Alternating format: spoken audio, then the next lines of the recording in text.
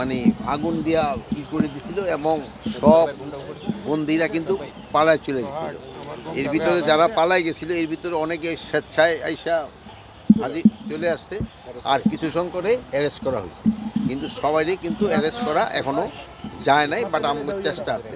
এবং কিছু কিছু হাতিয়ারও উদ্ধার হয়েছে, অনেক হাতিয়ার চলে গেছিলো, বাট ম্যাক্সিমাম হাতিয়ারই উদ্ধার হয়েছে। আর এখানে বন্দীদের দেখার উদ্দেশ্য হলো আমাদের এই সরকার আসার পর বন্দীদের কিন্তু একটু খাবার মানটা উন্নতি করছে। আগে যেই পরিমাণ তাদের খাবার দেওয়া হতো, এখন একটু খাবারের মানটা উন্নত করা হয়েছে।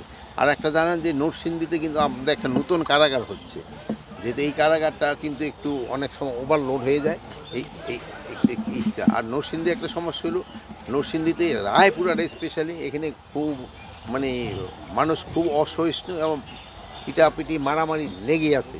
এখানে আমরা একটা কম্বিং অপারেশন করার চিন্তা ভাবনা করছি। আমি ডিআইজিরে বলছি একটা কম্বিং অপারেশন করে, যে কম্বিং অপারেশনে আর্মি, র্যাব, এরা দরকার হলে আনসার সবাই থাকবে, এবং ওখান থেকে ওই স্পেশালি কী বলে রায়পুরে এখানে হাতিয়ারও রয়েছে, এগুলি যেন উদ্ধার করা যায় এবং সন্ত্রাসীগুলি যেন ধরা যায়।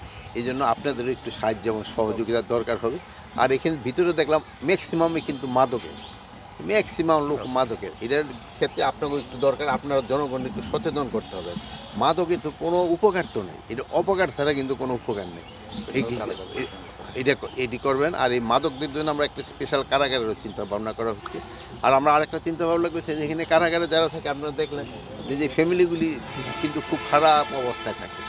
এই ফ্যামিলিগুলি যে তো পারবো না, বাট কারার ভিতরে যদি তারা একটু কাজের ব্যবস্থা করা যায়, এখান থেকে তারা একটু আয় করে ফ্যামিলির একটু সাপোর্ট করতে পারে, এই ব্যবস্থা আমরা করতেছি। বাট এইগুলি করতে তো একটু সময় লাগে। স্যার কিছু অস্ত্র তো এখন উদ্ধার হয় নাই, ওইগুলি উদ্ধার করতে আর কেমন এই ডেইলি কিন্তু অস্ত্র উদ্ধার হচ্ছে। অস্ত্র তো কিছু বাইরে রয়েছে, তা আমি অস্বীকার করবো না, বাইরে রয়েছে, বাট আমরা চেষ্টা করতেছি উদ্ধার করার। স্যার রায়পুরের বিষয়টা, রায়পুরের পাশে ব্রাহ্মণবাড়িয়া, এদিকে নবীনগর, হ্যাঁ ওই দিকে থেকে বেশিরভাগই সংঘাতটা এদিকে তৈরি হয়। না এখন অন্যের দোষ দিয়ে লাভ নাই, আপনাকে এলাকার আপনাকে তা নিজেরাই করতে হবে। এই জায়গার পরিস্থিতি আপনারা একটু হেল্প করবেন, আর আমরা এখানে একটা কম্বিং অপারেশন চালাবো।